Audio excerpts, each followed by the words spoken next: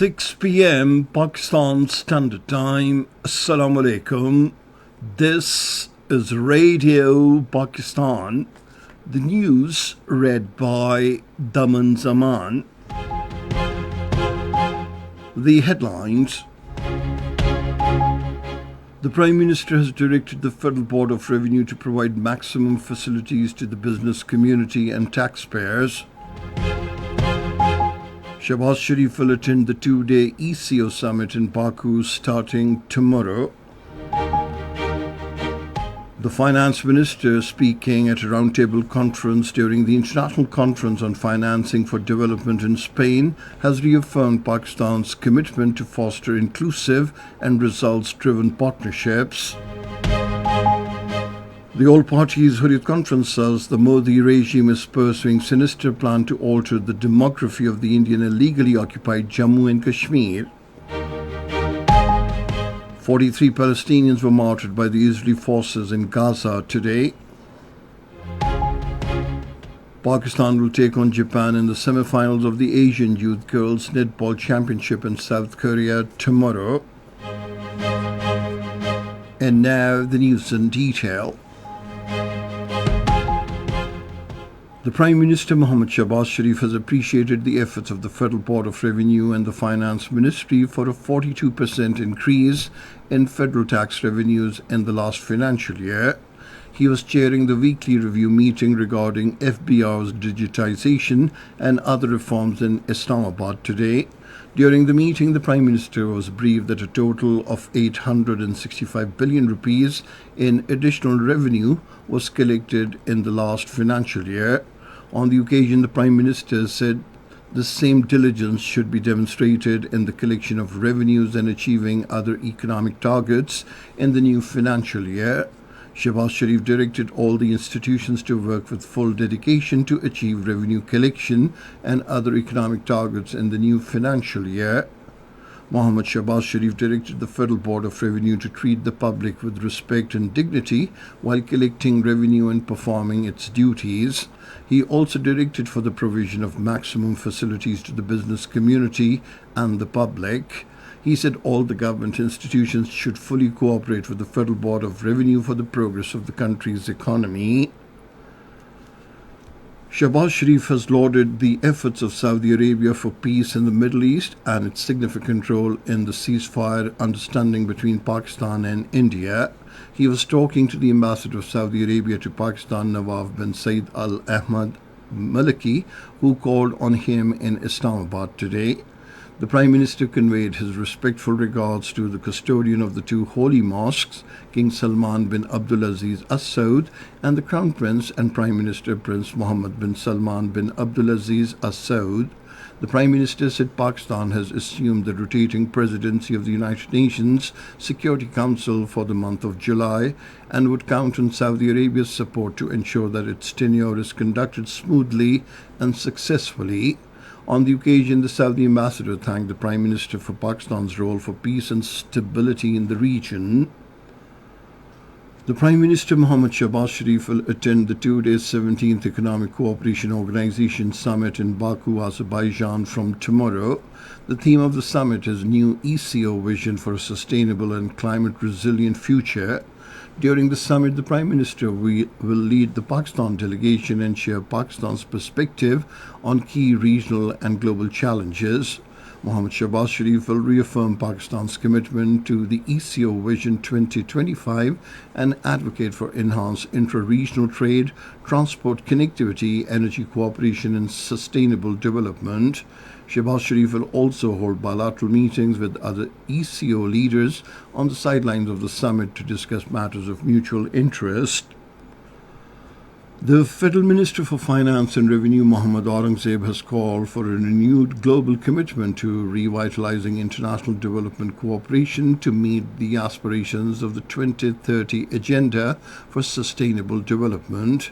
Speaking at a multi-stakeholders roundtable During the fourth International Conference on Financing for Development in Seville, Spain, he stressed the need for urgent execution of priority actions for transition from pledges to tangible delivery. The minister further underscored the importance of expanding access to concessional and blended financing, particularly for climate initiatives and sustainable development goals related investments to catalyze private capital in financially constrained developing countries. He reaffirmed Pakistan's commitment to foster inclusive and results driven partnerships. This is Radio Pakistan giving you the news. The Election Commission of Pakistan has notified the names of returned candidates against the reserved seats for women and non-Muslims in the National Assembly, Khyber Pakhtunkhwa, Punjab and Sindh Assemblies. According to the Election Commission of Pakistan notification, Pakistan Muslim League Nawaz got 13 seats, Pakistan People's Party parliamentarians 4, and Jamiat-e-Ulema Islam Pakistan 2 seats in the National Assembly. In the Khyber Pakhtunkhwa Assembly, JUI clinched 10 seats, PMLN and Pakistan People's Party parliamentarians 7 seats each, while Awami National Party backed 1 slot. In the Punjab Assembly, the PMLN won 23 seats, Pakistan People's Party parliamentarians 2, Istehkam-e-Pakistan Party and Pakistan Muslim League backed 1 seat each. In the Provincial Assembly of Sindh, the Pakistan People's Party parliamentarians got 2 seats and the Muttahida Qawmi Movement Pakistan won 1 seat. The All Parties Hurriyat Conference has said the Modi-led Indian regime is executing a calculated plan to alter the Muslim majority identity of the Indian illegally occupied Jammu and Kashmir and turn it into a settler colony. In a statement, the APHC spokesman Advocate Abdur Rashid Minhas said the Bharatiya Janata Party, Rashtriya Swayam Sevak Sangh Alliance is aggressively pursuing demographic engineering by allotting land to non-locals, fast-tracking domiciles and excluding Kashmiris from jobs and administration. He termed the August 5, 2019 move to abrogate Articles 370 and 35A of the Indian Constitution as a direct assault on Kashmir's political and cultural identity.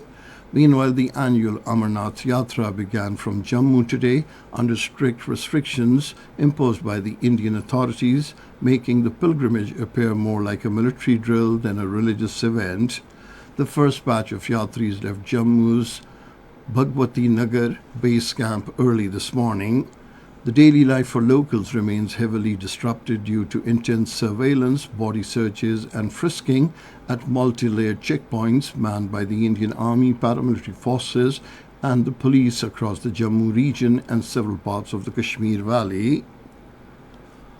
43 Palestinians were martyred in Israeli strikes in Gaza today. According to media reports, more than 250 Palestinians have lost their lives while seeking aid at Gaza Humanitarian Foundation distribution centers during the last 48 hours. And now netball, Pakistan will take on Japan in the semi-finals of the Asian Youth Girls Netball Championship in South Korea tomorrow. Earlier, Pakistan beat the Maldives by 49 to 39 points in its last group match in South Korea. Heavy rains are expected in Khyber Pakhtunkhwa, Azad Kashmir and northeastern Punjab from Saturday to Tuesday, according to the National Disaster Management Authority. Increased water flow is expected in River Kabul at Nowshera area, which may cause flooding in its tributaries, streams and nalas in Khyber Pakhtunkhwa. There is also a possibility of low-level flood due to growing water inflow at the Tarbela Dam. Due to the bursting of glacial lakes in Gilgit-Baltistan and Khyber Pakhtunkhwa, there is a risk of flooding in low-lying areas. In the Punjab, urban flooding is expected in Lahore, Sialkot and Narowal, while water flow is expected to increase due to hill torrents in Dera Ghazi Khan and Rajanpur.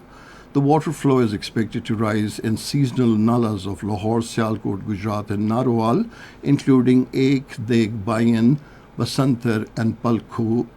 The National Disaster Management Authority has urged the citizens to stay away from weak structures, mud walls, electric poles and billboards during rain and strong winds.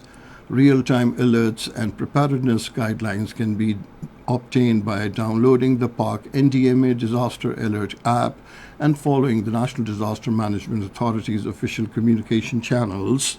And finally, the weather report. Rain, wind and thunder showers are expected in Kashmir, Islamabad, Upper Punjab and Upper Khyber Pakhtunkhwa during the next 12 hours. Isolated rain, wind and thunder showers are expected in South Punjab, southeastern Sindh and South Baluchistan. Heavy falls may also occur at isolated places during the period. Hot and humid weather is expected elsewhere in the country. And that is the end of this news bulletin. For more news and analyses, log on to our website, radio.gov.pk, and you can also watch the live video streaming of our bulletins on the link, facebook.com/Radio Pakistan News Official.